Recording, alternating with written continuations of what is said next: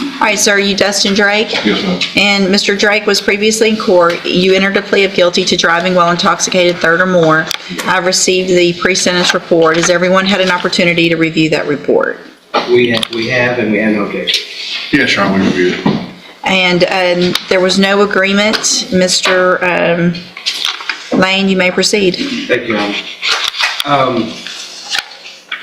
I guess in situations like this, the PSI pretty much laid it out. So I don't know if Mr. Drake can be any more sincere than he was. I think the PSI officer got that from him. Most of his allegations were DWIs. After this allegation, we know he entered treatment. He went through almost 18 months worth of treatment. He stayed sober. He's gainfully employed. He's moving forward. He knows that the court has a tough decision. I think he said it best in the recommendation where he was. I think he can be successful. His attitude's there. His groundwork is there. His mother's here. DWI conviction, not counting to the dismiss somewhere along the way.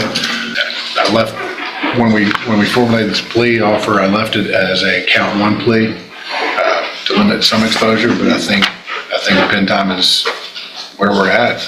I get, and I'm glad that there's what appears to be sincere attempts at getting treatment and doing all that, but the fact is, he hit a car.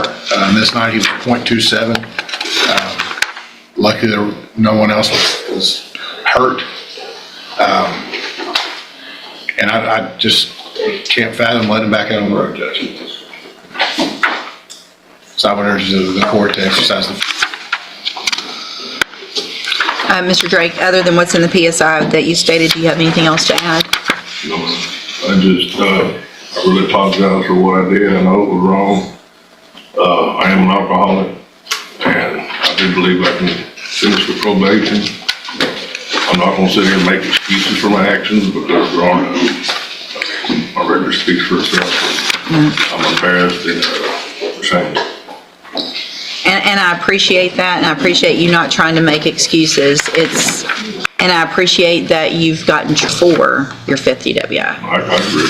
You know, you've had every opportunity since, it looks like, 05, 19, 2021,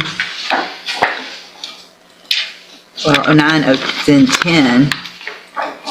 I guess part of what I'm looking at right now is that there was a short probation from Louisiana some years back, 6 months. But other than that, there's never been, you've just gotten time, correct? Yes, ma'am. Okay, here's what I'm gonna do, Mr. Drake, and I hope you take advantage of what I'm about to do.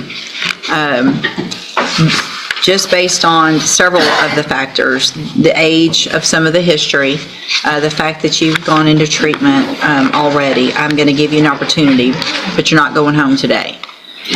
So here's what's going to happen. I'm going to find that you entered your plea of guilty freely and voluntarily, find sufficient evidence to find you guilty, and at this time find you guilty. Sentence you to a term of 10 years in prison, but I'm going to probate that. You'll be on probation for 10 years. I'm ordering that you pay a $2,000 fine, and I'm ordering that you follow all of the rules and conditions of probation. The first one of those conditions is that you're going to enter and successfully complete the SafeP program. It's a 6-month in-custody program. It's the longest and best we have, and so at least that gives me some knowledge that you have some further treatment and some long-term treatment. When you're released, you will go through the JCDI program as your outpatient follow-up care, which is an intensive outpatient treatment. You will be required to have an auto ignition interlock device on any vehicle that you drive. I'm also going to order, at least for some amount of time, at the, I don't know how long, but you will be ordered to wear a scram device as well. That is a device that is on your body that shows if there's any alcohol in your body. if there is a positive sip of alcohol, your probation is going to be revoked and you're going to be facing that 10 years that I just gave you. So I didn't give you up to 10 years. I just gave you 10 years in prison. If you violate this probation, don't come in and start negotiation for something less. It's 10 years. Do you understand? So you'll have the scram, the auto ignition, Safe P, JCDI, and any other conditions that probation deems would be important for you to be successful. So this wasn't an agreement. You do have some rights to appeal. I'm handing you the trial court certification. Well, it shows that y'all waived the right to appeal on this. So That's because we did have an agreement. you did have an Go on agreement. Count one, Your Honor. Correct. So you have waived your right to appeal because the state made that concession that they went forward on count one only.